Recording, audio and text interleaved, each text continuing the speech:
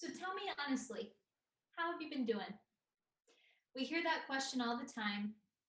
And how do we usually respond? I'm fine, I'm good, things are going. And yet, I really actually want to know, how have you been feeling? Ask yourself that question as you sit here right now. Have you been feeling anxious, frustrated? Maybe you've been feeling hopeful and happy and optimistic. Maybe you've been feeling angry. Whatever you've been feeling, I want to make this abundantly clear that all feelings are welcome. So much of the time, we're fed this idea and this whole emotional pie that we can only take the slice of happiness, that we can only express and share joy. And yet, life is so much more than that. Life encompasses all our feelings, not just one. We are not one dimensional beings. And so, any and all feelings today are welcome here. And I invite you to be open to those feelings within yourself as well. You know, a lot of people ask me why I do what I do, why I decided to become a clinical psychologist. And I especially working with college students.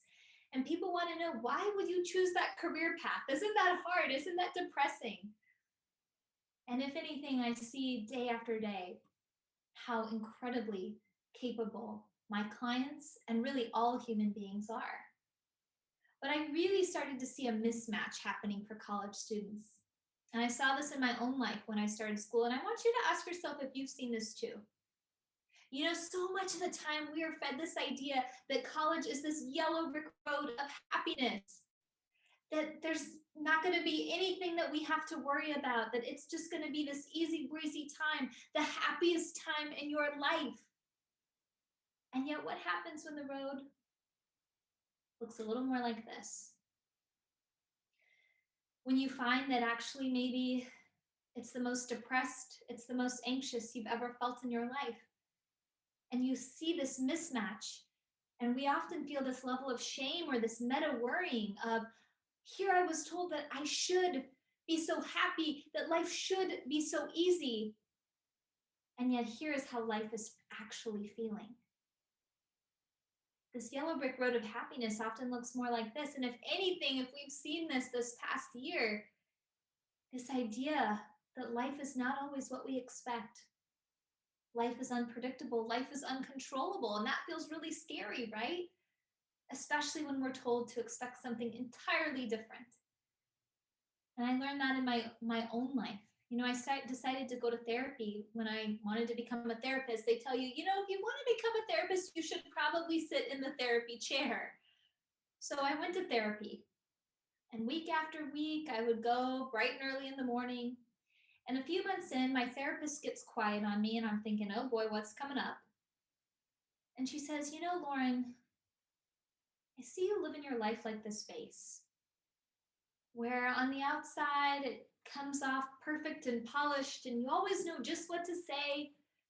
You always got your hair and makeup done, even though it's 8 in the morning, bright and early.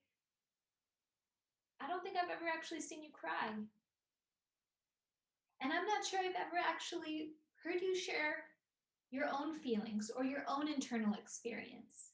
You're often focusing on what's going on for everybody else while avoiding what's going on for you. And she said, you know, Lauren, the thing that's scary about living this vase life is that the vase convinces itself if there were any emotional earthquake to happen, that it would fall over and shatter into a million pieces. And I realized, wow, she's right. I am so afraid to show people what's inside. I'm afraid to sit with what's inside myself, to acknowledge and sit with my feelings, to actually feel those feelings. I don't want anybody to see what's on the inside of that vase. And you know, for the longest time, I would never cry in front of anyone. If someone asked me how I'm doing, I'm great, I'm fine. I would never let anything but a smile be on my face. And you know what? There was a time in my life where I wouldn't be caught dead in public without a full face of makeup. Now, I'm glad to tell you I don't live my life that way anymore. But it was really because of my therapist, Suzanne, who in that moment told me that I could live my life another way. And so I hope that this is an opportunity for you to see that that you can live your life another way. And here's what it is: be a bouncy ball. Yep, I said it. Be a bouncy ball. And when my therapist told me this, I'm like, I'm not sure I follow. Vase, bouncy ball, what's the metaphor here? But here's what it is: a vase, which is what's on the outside, is not the same as what's on the inside, where there's this hollowness. A bouncy ball is solid through and through. That's what gives it its bounce. And you know what? A vase, when it falls down, it cannot get back up. But a bouncy ball, every time it falls down, can get back up. Because here's the thing: we are all going to have times in our life when we fall down. It is inevitable. Has this year not been an example of that? But what are you going to do when those days come, when you are brought to your knees in your suffering and your pain? Are you going to know that you are strong enough and capable enough to get back up?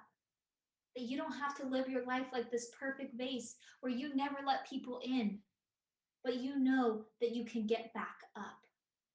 This is the definition of resilience. And so I want you to ask yourself today, am I living that vase life, or am I living that bouncy ball life? And yes, we might even have a few bouncy balls to give away to the audience, but I want you to hold this as a symbol mentally of your ability to bounce back up. Because you always can, you always will.